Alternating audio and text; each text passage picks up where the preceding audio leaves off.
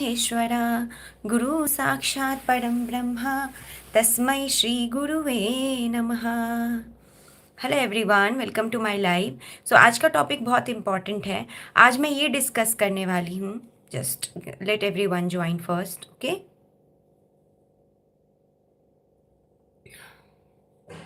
या सो आज का टॉपिक बहुत इम्पॉर्टेंट है। आज मैं ये डिस्कस करने वाली हूँ कि भगवत गीता पढ़ने के क्या फ़ायदे होते हैं।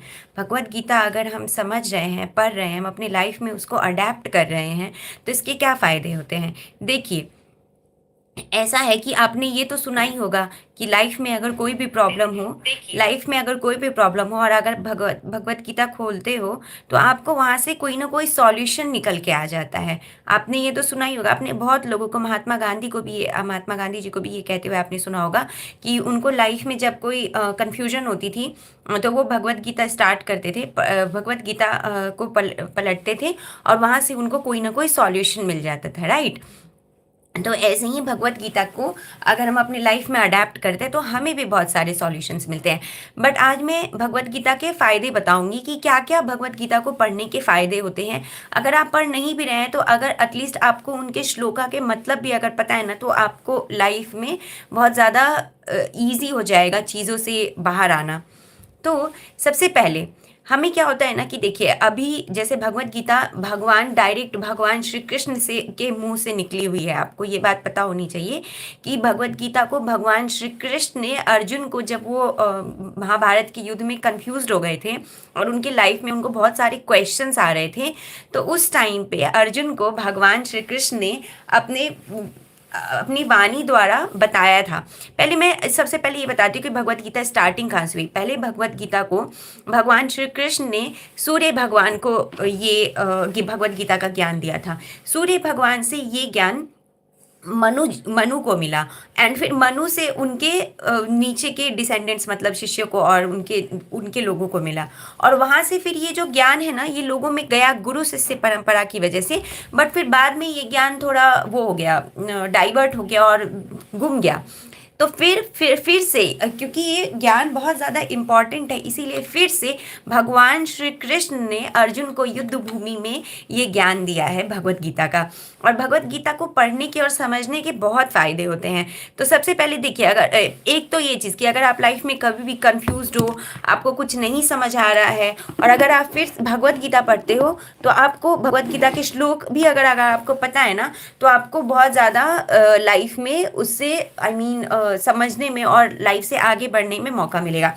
तो ये क्या है, सबसे पहले ये स्टूडेंट्स के लिए बहुत अच्छा है। मतलब गाइड जो होती है ना, स्टूडेंट्स के लिए एक बहुत अच्छा गाइड है। नॉट जस्ट स्टूडेंट्स, लीडर्स और कंपनी में जो आपने बहुत सारी कंपनी के, आई डोंट नो आपने बहुत सारी कंपनी के लोगों के इंटरव्यूज देखे या नहीं, बट कंपनी में जो बहुत ज़्यादा हाई लेवल पे, हाई पोजीशन में लोग होते हैं ना, वो ये बात बोलते हैं कि मैंने भगवत गीता पढ़ी और भगवत गीता से मुझे लाइफ में बहुत ज़्यादा क्लैरिटी हुई और इससे मैं आगे बढ़ पाया।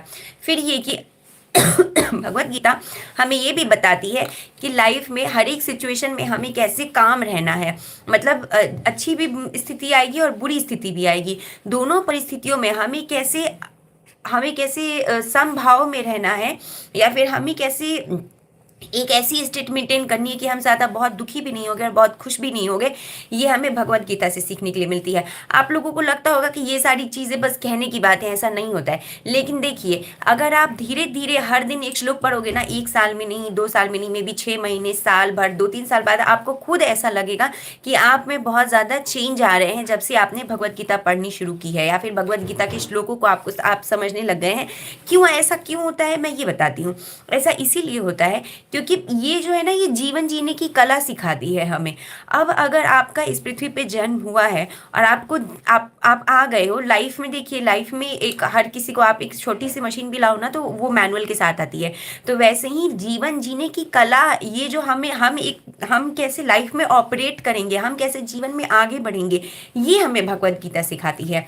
और फिर कंट्रोल होता है हमारा स्ट्रेस से, फियर से, क्योंकि भगवत गीता में श्लोक है ना, ऐसा नहीं है कि ये कोई मंत्र जाप कर रहे हैं जिससे आपको बहुत ज़्यादा लाभ हो जाएगा। नहीं, ये क्या है ना, जीवन जीने की कला। इसमें हर श्लोक में बताया गया है कि कैसे जीवन में सुख आएगा, दुख आएगा, आत्मा कहाँ से आई है, हमारा जीवन में पर्पस क्या है, हमारा कार्मिक ऋण क्या है। तो ये सब ना एक प्रॉपर स्टेप्स होते हैं जो हमें हर एक श्लोक से कुछ ना कुछ पता चलता है।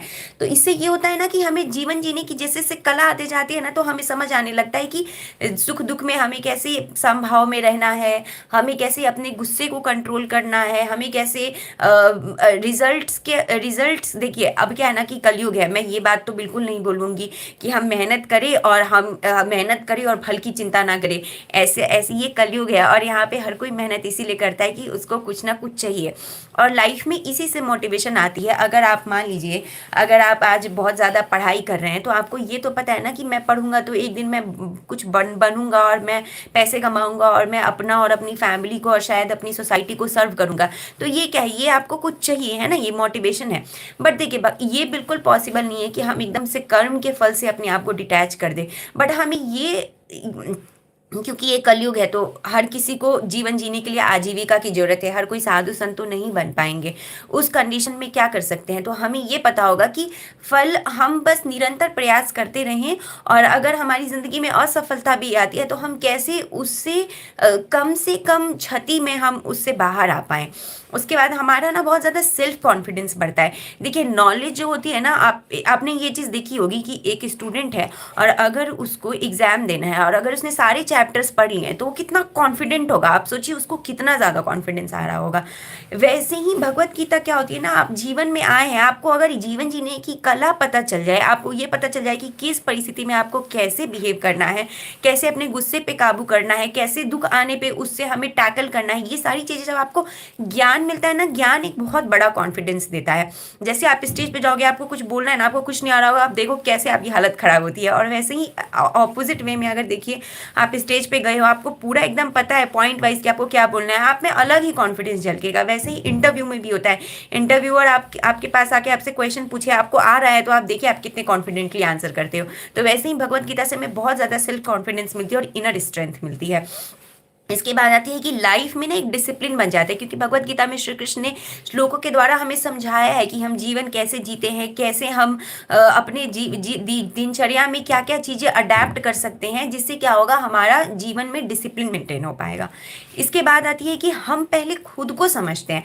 क्या है ना कि आत्मा परमात्मा ये सब का कॉन्सेप्ट समझ में आता है, मनुष्य का जन्म क्यों हुआ है, हम कहाँ से आए हैं, आत्मा का पर्पस क्या है। जब ये सब पता चलने लगता है ना, तो आपको बहुत ज़्यादा आप खुद को समझने लगते हैं, आप अंदर अपने झांकते हैं।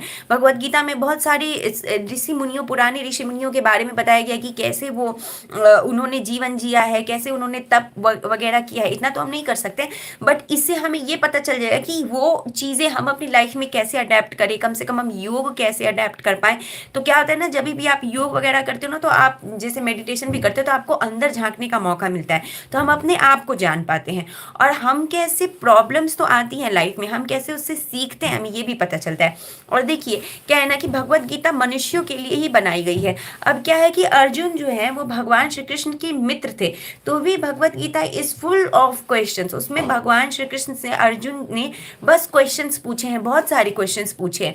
उन्होंने जानबूझ के ये क्वेश्चंस पूछे, उन्होंने इसीलिए क्वेश्चंस पूछे कि कल को किसी को संदेह ना हो, कल को अगर किसी को कोई डाउट हो लाइफ में तो वो डाउट इससे क्लियर हो पाए। जो आज मैं ये जो क्वेश्चन पूछ रहा हूँ और जो भगवान श्री कृष्ण उसका उत्तर देंगे, तो इसे आगे आने वाले टाइम पे बहुत सारे लोगों को उसके आंसर्स मिलेंगे।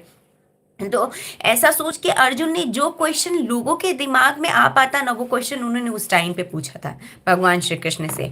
तो इसे हमें बहुत कुछ सीखने मिलता है, और इसीलिए मैं सबको मोटिवेट करूँगी और वो बताऊँगी कि आप हर किसी को भगवत गीता के श्लोक पढ़ना चाहिए और उसको अपनी लाइफ में अडेप्ट करना चाहिए। अब हम आते हैं, तो आज मैं भगवत गीता के पहले अध्याय का पहला श्लोक बताती हूँ। क्या था कि युद्ध भूमि में जब सब लोग खड़े थे, अर्जुन एक तरफ खड़े हैं, कौरव एक तरफ खड़े हैं, मतलब पांडवों की सेना एक तरफ खड़ी है और कौरवों की सेना एक तरफ खड़ी है। धृतराष्ट्र आंखों से देख नहीं सकते थे, तो वो युद्ध भूमि में उस समय उपस्थित नहीं थे, वो अपने महल के कक्ष में बैठे हुए थे। और वहाँ पे संजय उनके साथ बैठे हुए थे। पर संजय ना बहुत एक शायद वेद व्यास जी उनके शिष्य हैं, मैं एकदम कंफर्म नहीं हूँ बट मुझे लग रहा है यही है, उनके वो शिष्य थे। तो उनके आशीर्वाद से उनको दिव्य दृष्टि प्राप्त थी, मतलब वो क्या कर सकते ना, बैठे बैठे वो पूरा देख सकते थे कि कुरुक्षेत्र की युद्ध भूमि में क्या हो रहा है।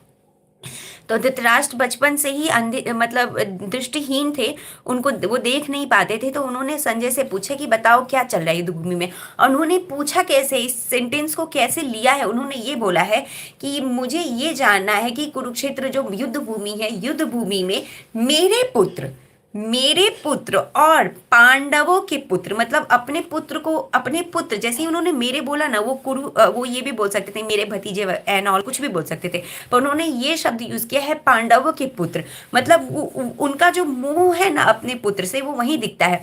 अब देखिए रियल लाइफ में भी हम ऐसे समझते हैं इसको, जैसे ही अगर पेरेंट्स हैं, माता पिता हैं, उनके बच्चे एग्जाम देने जाएंगे तो उनके माता पिता कैसे एकदम वो हो जाते हैं कि एंग्शियस हो जाते हैं, स्ट्रेस में आ जाते हैं कि मेरे बच्चों का क्या होगा। तो ये एग्जैक्टली वही सिचुएशन आ रही है। देखिए भगवत गीता बिल्कुल ही मनुष्यों के लिए बनी है और वो नॉर्मल लाइफ में लोगों के लिए बनी है। तो जैसे एक पेरेंट्स का कंसर्न होता है ना कि मेरा बच्चा आज एग्जाम देने गया है, क्या होगा, तो वैसे ही अभी धृतराष्ट्र की सिचुएशन है कि वो ये जानना चाह रहे हैं कि उनके बच्चों का क्या होने वाला है युद्ध भूमि में। तो आगे की जो भगवत गीता की चीज़ें हैं, मुझे जो भी रिलेटेबल लगेगा ना, ऐसा नहीं कि मैं सीक्वेंस वाइज बताऊंगी, मुझे ऐसा लगता है कि मैं पिक करूंगी जो रिलेटेबल चीज़ें होंगी ना, आज जिस दिन मेरा मन करेगा जो पिक करने का, मैं वो शेयर करूंगी। एंड मैंने ये नोटिस किया है कि हर दिन लोग सुंदरकांड में चले जाते हैं, बट आज की सुंदरकांड की जो चौपाई है वो बहुत इंपॉर्टेंट है।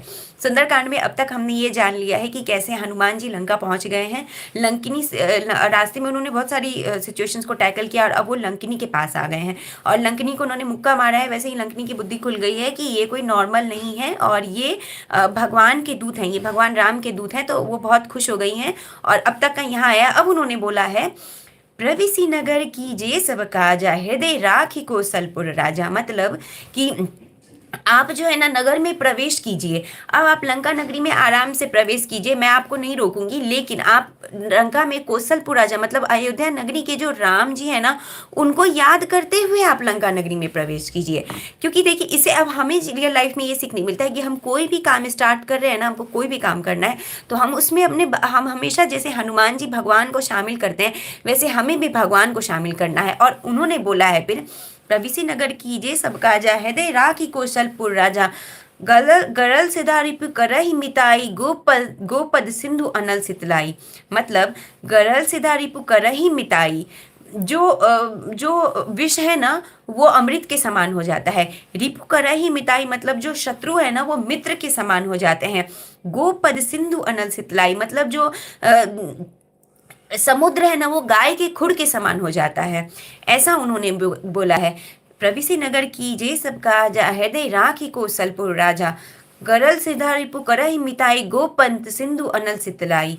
तो आज के लिए इतना। और अनल अनल मतलब जो अग्नि है ना वो शीत के समान, मतलब कि वो ठंडी वस्तु के समान हो जाती है। तो अब तक हमने क्या सीखा, मैं समरी बता रही हूँ। आप नगर में देखिए, आपको कोई भी कार्य शुरू करना है, इसे हमें ये सीखने मिलता है कि कोई भी कार्य को शुरू करना होता है तो पहले हमें भगवान को याद करना चाहिए। जैसे ये इन्होंने कहा है, प्रविसी नगर कीजे सब काजा, हृदय राखी कौशलपुर राजा। कोई भी काम को स्टार्ट करने से पहले, जैसे हनुमान जी लंका नगरी में प्रवेश करने से पहले राम जी को याद करने के लिए बोला है उनको लंकिनी जी ने, वैसे ही हमें भी कोई भी काम को शुरुआत करने से पहले आप ये चौपाई बोल सकते हैं। उसके बाद गरल सुधारिपु करहि मिताई, गोपद सिंधु अनल सितलाई, मतलब कि जो विष है वो अमृत के समान हो जाता है, शत्रु जो है वो मित्र के समान हो जाते हैं, जो समुद्र है वो गाय के खुर के समान हो जाता है, और जो हमारी समुद्र है मतलब सॉरी अनल जो है अग्नि के समान जो है वो ठंडे शीतल समुद्र, ठंडे शीतल अनल सिधारे पुकर ही मिताई, मतलब कि जो हमारा अभी बताया था मैंने, हाँ, जो अनल अग्नि है वो समुद्र वो ठंडी हो जाती है, वो शीतल हो जाती है। तो आज के लिए इतना। अब हम क्या करते हैं, अब हम थोड़ा राम नाम का जाप कर लेते हैं। एवरीवन क्लोज योर आईज और थोड़ा राम जी का जाप कर लें। राम राम जय राजा राम, राम राम जय सीता राम, राम राम जय राजा राम, राम राम जय सीता राम, राम राम जय राजा राम, राम राम जय सीता राम, राम राम जय राजा राम, राम राम जय सीता राम, राम राम जय राजा राम, राम राम जय सीता राम। अगर नाथ देखोगे अब गुण हमारे, अगर नाथ देखोगे अब गुण हमारे, तो हम कैसे भव से लगेंगे किनारे। अगर नाथ देखोगे अब गुण हमारे, राम नाम के हीरे मोती मैं बिखराऊं गली गली, राम नाम के हीरे मोती मैं बिखराऊं गली गली। ले लो रे कोई राम का प्यारा, ले लो रे कोई शाम का प्यारा, शोर मचाओ खरी खरी, बोलो राम बोलो राम, बोलो राम राम राम, बोलो श्याम बोलो श्याम, बोलो श्याम श्याम श्याम। राधा राधा राधा राधा राधा राधा राधा, राधा राधा राधा राधा राधा राधा राधा, राधा राधा राधा राधा राधा राधा राधा, राधा राधा राधा राधा राधा राधा राधा। जय श्री राम, जय Shri Hanuman. Thank you everyone for joining. Every day I come and मैं शेयर करती हूँ भगवत गीता की नॉलेज और सुंदरकांड की चौपाई। Thank you everyone for joining.